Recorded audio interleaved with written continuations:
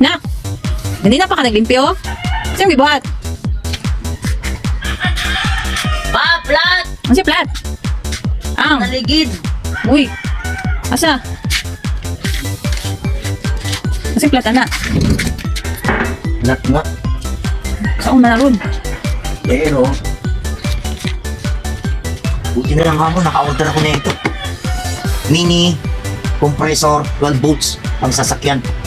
Paano na lang kung wala tayong ganito, hindi natin madadala yan.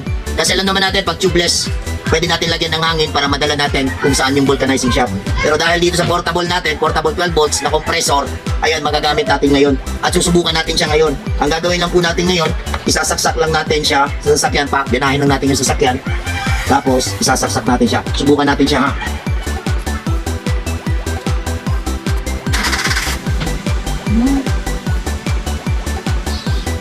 Boy Smith, kailangan siya i-on na sakyanan?